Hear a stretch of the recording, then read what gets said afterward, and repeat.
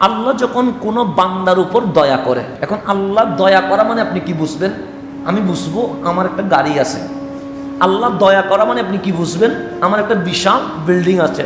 আল্লাহ দয়া করা মানে কি বুঝবেন? আমার কোনো সমস্যা নাই, আমি একদম ফুর্তিতে আছি। এটা মানে আমি মনে করছি আল্লাহ আমার উপর কি করছে। কিন্তু আল্লাহ বলতেছেন আমি যখন কোনো বান্দার উপর দয়া করি তখন আমার একটা স্বপ্ন হয়, আমার বান্দা যখন আমার সাথে দেখা করবে তখন বান্দা ওই অবস্থায় দেখা করবে মা থেকে সন্তান জন্ম নিলে সন্তান যেরকম মাসুম নিষ্পাপ হয়ে দুনিয়ার জমিনে আসে, ঠিক ওই রকম মাসুম হয়ে বান্দা আমি আল্লাহর সাথে দিদার করবে। এটা হচ্ছে আল্লাহর দয়া, এটা আল্লাহ। এখন আল্লাহ যখন আমার কি হয়ে যায়, দয়া হয়। দয়াটা কি? বান্দা আমার সাথে নিষ্পাপ মাসুম অবস্থায় কি করবে, দেখা করবে। তখন আল্লাহ কি করে? আল্লাহ বলে সে তো গুনাহ করেছে। যেন আমরা গুনাহ করছি কি করি নাই? করছি, অনেক মন্দ কাজ করছি। আল্লাহ বলছে মন্দের শাস্তি আমি আল্লাহ দুনিয়াতে দেই।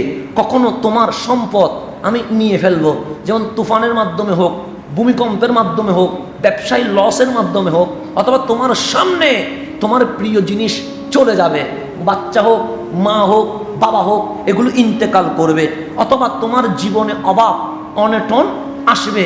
তা আল্লাহ বলছে একটার পর একটা আমি কি করব? বিপদ দিব। কেন? এই এক এক বিপদের মাধ্যমে আমি আল্লাহ তোমার জীবনের গুনাহ মাফ করে দেব। এরপরেও যদি তোমার গুনাহ মাফ না হয় আমি আল্লাহ তোমাকে কঠিন রোগে আক্রান্ত করব, যেই রোগের কোনো চিকিৎসা নাই। তুমি কষ্ট পাবে কিন্তু সবর ধৈর্য ধরতে হবে। এর মাধ্যমে কি করব? গুনাহ মাফ করব। কারণ আল্লাহ বলছে তোমাকে অভাব দিলাম কিন্তু এরপরেও তোমার গুনাহ রয়ে গেছে।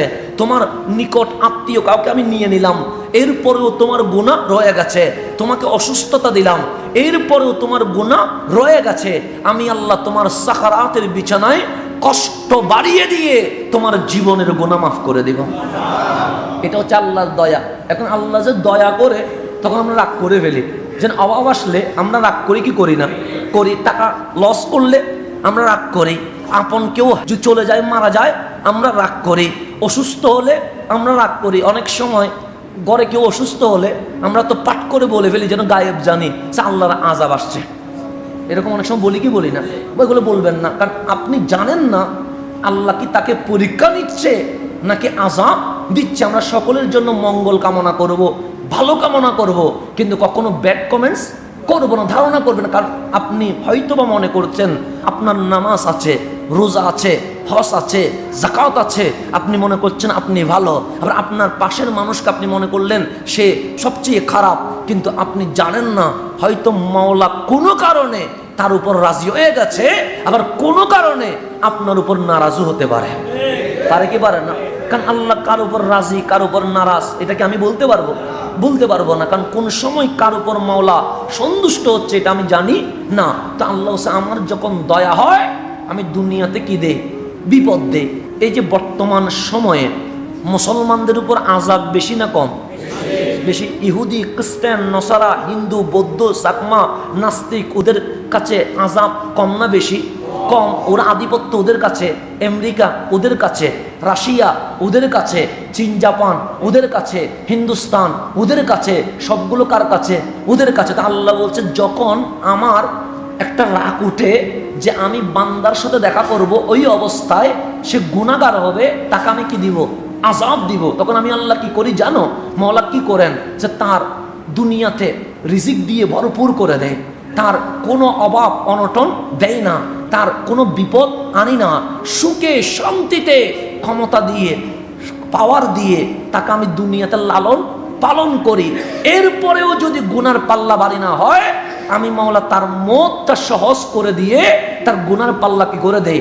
বাড়ি করে দেয়। সে তখন আমার সাথে দেখা করে এমন অবস্থায় তার আফাদ মস্তক গুনাতে ভরপুর।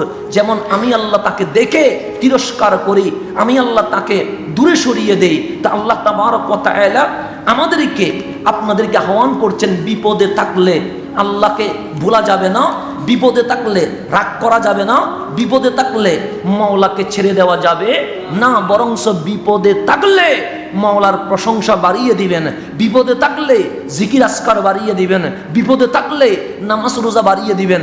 এখন আপনি যদি মনে করেন আমি সুখে আছি, দেখবেন বেশি মানুষ যারা সুখে আছে ওদেরকে মসজিদে পাওয়া যায়। হিসেব করে দেখেন, যাদের ঘরের মধ্যে কোনো অভাব নাই ওরা কখনো কোরআন শরীফটা খুলে দেখছে দেখেন, কিন্তু যিনি কষ্টে আছে ওনাকেই দেখবেন সবার আগে উনি মসজিদে চলে আসে। কথা ঠিক না? যারা অভাব অনটনে আছে ওরাই আগে মসজিদের মুসল্লি হয়, কিন্তু আপনি ধনীদেরকে খুঁজি পাবেন না। কেন? কারণ এটাই তো আল্লাহর দয়া যে আল্লাহ আপনাকে গরিব রেখেছে কিন্তু সিজদা থেকে মাহরুম করে নাই, মাওলা আপনাকে মসজিদের মুসল্লি হিসেবে কবুল করেছে।